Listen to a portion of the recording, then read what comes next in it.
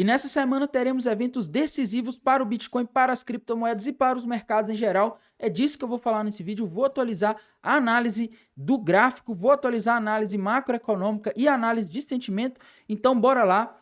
Mas antes de continuar, pessoal, não deixem de assistir a live hoje, que eu vou estar trazendo um contador aqui que é especializado em contabilidade ligada a criptomoedas, o Michel Mendes. Ele vai estar aqui conversando comigo, batendo um papo nessa live sobre a nova proposta de imposto de 22,5% sobre as criptomoedas. A gente vai estar tentando tirar as dúvidas aí dos telespectadores, então não deixe de assistir a live, deixar o like e, se você tiver alguma pergunta, pode mandar lá sobre tributação relacionada a criptomoedas, beleza? Eu vou tentar responder todo mundo nessa live. Mas então vamos aí falar da situação do Bitcoin, o que está acontecendo hoje. Bitcoin aí paradinho, subiu um pouquinho nessa semana, né? Ontem no sábado caindo, hoje caindo um pouquinho, mas pouca coisa, quase parado, não dá nem para dizer que ele está se movimentando, né? Porque os movimentos eles são bem sutis. Mas e aí, Tainan, qual a sua perspectiva para o Bitcoin nessa semana olhando para o gráfico? Galera, olhando para o gráfico aqui, eu não consigo ver nada de novo, tá? É aquela velha história. Se ele romper os 24.800 para baixo, do ponto de vista gráfico, ele forma ali o famoso topo duplo com alvo lá na região dos 18 mil e 19.800 dólares, mas ainda não rompeu e nem tá dando as caras de que vai romper, tá? No caso do Bitcoin aqui, a gente vê que, por exemplo, nos últimos dias ele deu uma subidinha, mas sem nenhum padrão gráfico muito claro, né? Parece mesmo só mais um movimento lateral aqui, o mercado andando sem direção muito clara, sem nenhum padrão, tá? Então não dá para fazer uma análise gráfica daqui e, na minha visão, para a gente entender para onde o mercado de criptomoedas e principalmente o Bitcoin pode ir nessa semana, a gente tem que olhar as bolsas americanas, galera, que inclusive caíram forte na sexta-feira, tá? Na sexta-feira eu não fiz vídeo para atualizar a situação da análise porque o mercado de criptomoedas estava parado, mas no mercado americano a coisa foi um pouco nervosa, viu? Olhem isso daqui, foi 1,3% de queda no SP500 na sexta-feira. Eu acredito que seja o mercado reagindo aos dados da semana passada. Na semana passada tivemos dados ali mostrando a inflação crescendo em agosto acima do esperado, tanto a inflação ao consumidor quanto a inflação ao produtor, dados mostrando a economia dos Estados Unidos muito forte. E na minha visão, galera, o evento mais decisivo é o que vem nessa semana, principalmente, galera, na quarta-feira, tá? Quarta-feira a gente vai ter decisão de juros lá nos Estados Unidos, declaração do FONC, tá? O Jerome Powell provavelmente vai estar falando lá e dependendo do que ele falar, o mercado pode reagir mal.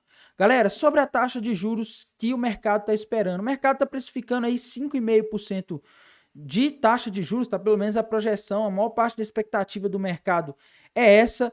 Galera, o mais importante dessa quarta-feira, na minha visão, é o dot plot, o gráfico de pontos, onde vão ser passadas as projeções econômicas, tá?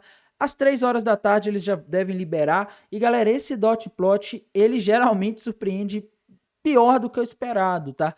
Ele vai passar a projeção de quando os dirigentes do Banco Central esperam que a inflação esteja na meta, quando eles vão parar de subir os juros, quando eles vão parar, quando eles vão começar a cortar, né? Que agora o que o mercado está mais ansioso é para saber quando eles vão começar a cortar, porque o mercado já precifica que eles pararam, tá? Então, quarta-feira é o dia decisivo, a parte da tarde, esperem o mercado de criptomoedas e todos os mercados aí bem previsíveis, bem voláteis.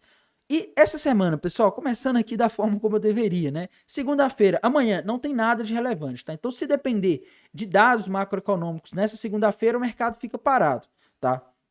Terça-feira, a gente tem licença da construção civil, que é o único dado relevante do dia às 9h30 da manhã. E na quarta-feira a gente começa, né? Ali a partir das 3 horas da tarde até as 3h30 no horário de Brasília, a gente vai ter bastante coisa ligada aí à decisão do Fed. E é isso aí que vai dar direção para o mercado, pessoal. Igual eu disse, tá? A economia dos Estados Unidos está forte, a inflação continua forte e eles não vão mais subir os juros, tá? Então, o mercado ele pode ficar de olho aí, principalmente nas projeções econômicas, para saber quando o Fed pretende começar, ou pelo menos espera que venha a começar a cortar os juros, tá? Quinta-feira, pedidos iniciais do seguro-desemprego, como de costume, às 9h30 da manhã, índice de atividade industrial do Fed da Filadélfia e venda de casas usadas. Na sexta-feira, PMI do setor de serviços relativo ao mês de setembro, às 10h45 da manhã, tá? Então, mais importante dessa semana é a quarta-feira, galera. A gente tem que ver qual vai ser o tom do Jerome Powell. Como eu disse, a inflação surpreendeu para cima e por causa de uma coisa importante. Nos últimos meses, nós estamos vendo o petróleo subindo sem parar, Arábia Saudita e Rússia cortando a produção para fazer o preço subir propositalmente, né? E enquanto isso, se sobe o petróleo, sobe também a inflação, né? Afinal, galera, o petróleo ele é a base de tudo, ele é a energia que move o mundo, os carros, os transportes, enfim. Se o petróleo começa a subir, o custo de tudo começa a subir, porque quase tudo leva petróleo no seu transporte ou na sua produção. E isso aí acaba ajudando a inflação dos Estados Unidos a ter superado, vindo acima da expectativa aí no mês de agosto, tá? Como eu disse para vocês, pessoal, quando o petróleo começou a subir lá em julho, eu falei, galera, a gente só vai ver isso aqui refletir em dado de inflação lá para o mês de setembro. Tá? E não deu outra. Agora, em setembro, começaram a aparecer os dados de inflação.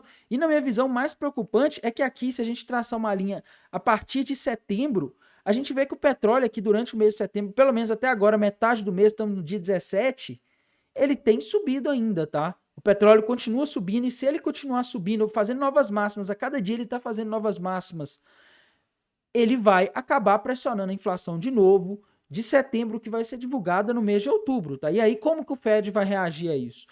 Eu acho complicado, galera. Eu acho muito complicado. Inclusive, a gente tem inflação reacelerando agora nesse momento em que a gente está, tá? A gente está num momento aí que é muito delicado para os Estados Unidos, porque se ele tiver que manter essa taxa de juros alta aí por muito tempo, a gente pode ter uma quebra repentina de uma hora para outra, problema em banco, problema em, sei lá, alguma empresa chave, tá? Porque juros altos geralmente faz com que empresas quebrem, tá? Isso em qualquer lugar do mundo, pessoal. Quando o juros sobe muito rápido e fica alto, assim, por quanto mais tempo ele ficar alto, mais quebradeira a gente vai ter aí ao redor do mundo. Isso é muito perigoso para a estabilidade dos mercados e, consequentemente, para as criptomoedas. Afinal, muita gente acha que as criptomoedas elas são como se fosse um backup em caso de uma crise econômica, né? Quando todo mundo vai buscar liquidez. E já se provou que não é, né? Nos momentos em que o mercado se assustou, o mercado deu um espirro, o mercado de criptomoedas foi para UTI, basicamente isso, né? A gente lembra ali na época da Covid-19, né? Muita gente, galera, achava que ali em 2020, com a crise da Covid, o Bitcoin seria um hedge, tá? Ele serviria de proteção, mas não. Chegou ali, por exemplo, no dia 12 de março de 2020, ele caiu em um dia 40%, tá? Isso sem contar que ele já vinha caindo ali desde a metade de fevereiro, quando a crise começou. No dia seguinte ele caiu mais, mas recuperou uma boa parte, tá? Mas enfim, não fiquem extremamente confiantes achando, não, que eu vi aqui um youtuber falou que o Bitcoin, as criptomoedas surgiram para proteger as pessoas em caso de crise. Eu, particularmente, acho que é no caso de crise como a da Ucrânia, lá que o sistema bancário saiu do ar, porque, de fato, os ucranianos, durante o início da invasão, eles precisaram do sistema, eles usaram criptomoedas porque o sistema bancário ficou alguns dias fora do ar quando a Rússia invadiu a Ucrânia, tá? Mas no cenário onde está todo mundo buscando se proteger, geralmente as pessoas vão para títulos de governos, títulos de renda fixa, que são bem mais seguros e não para ativos que ninguém sabe o que vai acontecer e que muitas vezes não tem uma liquidez muito boa, como não é o caso do Bitcoin, mas é o caso da maioria das criptomoedas, tá? Então, fica aí o alerta, o petróleo continua subindo, e enquanto isso estiver acontecendo, a gente pode ver os juros nos Estados Unidos ficarem altos, tá? A expectativa até então era de que os juros fossem cortados aí a partir de janeiro, e amanhã, nessa semana, na verdade, na quarta-feira, a gente vai ter uma visão sobre isso no Dot Plot. E aqui vamos para o que interessa, né, pessoal? Falando aí do Bitcoin, que acaba impactando as outras criptomoedas. Como que tá a situação aqui, galera? Long Short Ratio, apesar de ter caído aqui na Binance, ele ainda está acima de 1, tá? Isso aqui significa que tem mais pessoas apostando na alta do que na baixa. Se tem mais pessoas apostando na alta do que na baixa, quer dizer que existe mais risco de queda, tá? Open Interest está como baixo, caiu nos últimos dias. Geralmente, final de semana ele cai porque as pessoas fecham posições, menos pessoas abrindo posições, né? Porque final de semana a galera quer descansar de mercado. E aqui embaixo temos o Funding Rate, que apesar aí de estar oscilando nos últimos dias, ele está um pouco positivo agora, tá? Então, a pressão compradora está um pouco maior, mas nos últimos dias ela tem diminuído, tá? A gente vai ter que ver como vai ser o comportamento ao longo dessa semana para saber se é mais fácil o Bitcoin buscar a liquidez que está acima ou abaixo. Nessa semana, galera, eu não abri novas posições shorts ali a partir do momento que eu vi que o Bitcoin estava subindo, tá? Eu falei, olha, eu até falei lá na área de membros, onde eu compartilho as minhas operações. Vou shortar aqui algumas altcoins. Eu fiz operações em short em algumas altcoins essa semana, principalmente em uma delas. e não fiz no Bitcoin, porque o Bitcoin tá forte, algumas altcoins também estão fortes, então eu tô saindo fora delas, tá? A análise de sentimento ajuda a gente a ver essas coisas que às vezes a análise gráfica, no caso do Bitcoin agora que tá andando de lado, não dá para ver muita coisa, né? A análise de sentimento ajuda, tá? Então eu tô aguardando aqui para ver como ele vai se comportar para decidir se eu vou abrir uma posição short ou long no Bitcoin em breve, tá? E aqui, galera, temos que ver o Liquidation Rate Map, o mapa de calor da HighBlock. Aí embaixo tem o link da HighBlock para quem quiser usar essa plataforma aí, se inscrever lá, tá? Ela é paga, mas vale a pena. E, galera, qual que é a situação aqui? Agora a gente vê que tem bastante liquidez ali na região dos 25.600 dólares, surgiu muita liquidez ali e também muita ali nos 27 mil, né? Qual que vai buscar primeiro? Eu acho que vai depender de como a gente vai ter o mercado se comportando aí ao longo da semana em termos de as pessoas vão abrir posições compradas ou vendidas, tá? É isso que a gente precisa saber para ver se ele vai buscar essa liquidez ali na região dos 25.600 ou se vai ali direto para os 27 mil. Eu particularmente acho que ele está mais perto dos 27 mil, mas a gente vai ter que ver, pessoal. Vamos ver aqui o de um mês para a gente ver se a gente consegue ter uma noção mais clara, tá? Porque no de 7 dias aqui a gente está ali no meio do caminho, bastante liquidez acima, bastante liquidez abaixo. E no de um mês a gente já tem uma visão aqui um pouco mais ampla, né? Ele buscou uma boa parte da liquidez que estava abaixo, mais perto, e ficou bastante liquidez ali, principalmente na região dos 28.500 dólares, 28.600, 28.300, principalmente 28.500, galera, que é justamente 50% da retração de Fibonacci do pivô de baixo que o Bitcoin fez de o final de julho até agora, tá? Então, é um ponto ali que existe um risco grande de buscar, por isso, por enquanto, eu não estou abrindo posição short. Temos liquidez abaixo? Temos, tá? A gente olha aqui, região dos 24.800, é a liquidez abaixo, mais próximo, mas no intervalo de um mês, estamos com mais liquidez acima, o que indica que teremos a possibilidade de ir mais para cima, tá?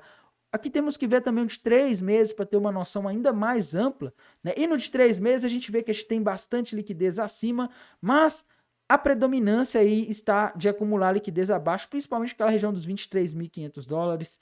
Nos últimos 3 meses se acumulou muita liquidez naquela região, então seria o ponto aí para o Bitcoin ir, mas quando a gente está falando de intervalo de 3 meses, é algo que pode demorar bem mais, tá? Não estamos falando de algo que deve acontecer essa semana, né? Então a gente vai ter que ver, galera. Vamos acompanhar amanhã. Amanhã eu atualizo a análise aqui no canal para ver como tá o long short ratio, se o pessoal tá abrindo posição comprada ou vendida. Eu acho que essa semana é uma semana até complicada de operar. Eu não gosto muito de operar em dia de Fed, tá? Temos que falar aqui também da criptomoeda Ethereum, que tá caindo um pouquinho hoje, praticamente parada, né? Nem dá para dizer que tá caindo, nem 1% de queda para uma moeda volátil como essa.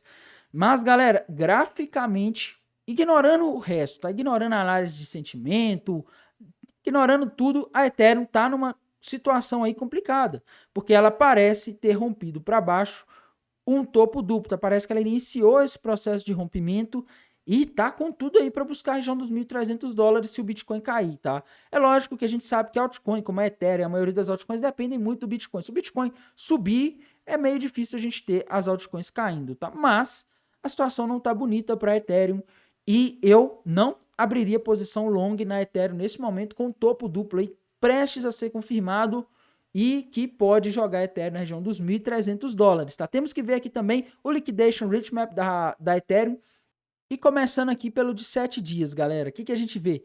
Bastante liquidez ali abaixo, tá? Na região dos 1.575 é onde a gente tem mais liquidez agora e acima a região dos 1.665 tem bastante liquidez, tá? Mas possibilidade aqui do mercado cair e lá para a região dos 1.570 e buscar aquela liquidez que está abaixo. Outro intervalo que é bom a gente sempre dar uma olhada é o de um mês aqui da Ethereum para ver onde que tá os pools de liquidez que já estão acumulando há mais dias. E a gente vê aqui que a região ali dos 1.680 tem bastante e principalmente a região ali abaixo dos 1.500, tá? 1.480 tem bastante liquidez. E, galera, olhem isso daqui, tá? Nos últimos dias, para Ethereum, começou a formar bastante liquidez aqui abaixo, na região dos 1.300 dólares, que é o alvo daquele topo duplo que eu comentei com vocês, tá? Em 1.312 dólares aqui no gráfico da Ethereum, tem bastante liquidez, então a chance da Ethereum cair para 1.312 dólares nos próximos dias é grande, tá? Tem uma possibilidade alta, então fiquem de olho, porque pode dar uma operação legal esse topo duplo. É lógico que a gente depende sempre do Bitcoin estar subindo ou caindo para a gente saber para onde a Ethereum vai, mas o gráfico da Ethereum e a análise de sentimento estão apontando os dois para 1.300. E olha que é raro a gente ter os dois apontando na mesma direção. Quando a gente tem, é algo aí que dá uma possibilidade grande aí do mercado ir buscar esses pontos, tá? Então, para Ethereum é isso, galera. Temos que falar aí também de outras altcoins. BNB continua naquela mesma situação, pessoal, tá na beira do precipício, tá?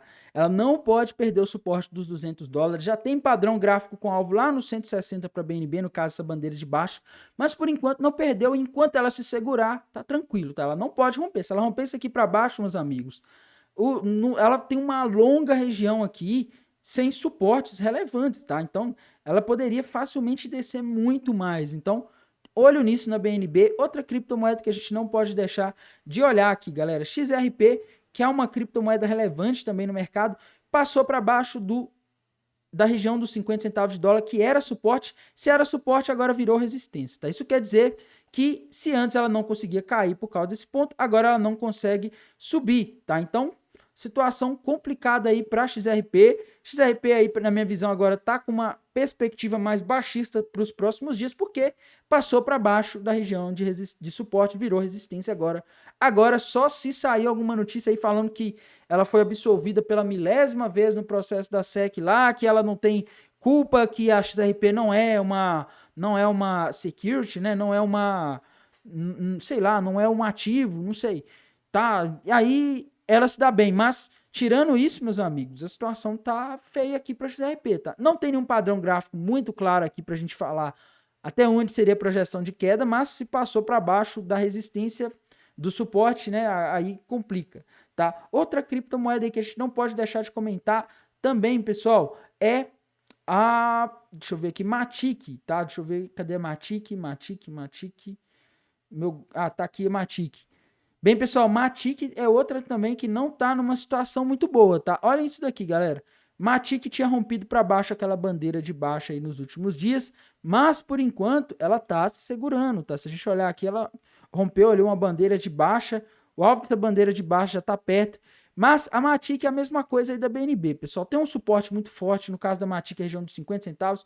Por enquanto ela tá conseguindo se segurar acima, mas se ela perder, o próximo suporte está na região dos 34, 30 centavos de dólar, tá? Então, olho nisso para a Matic.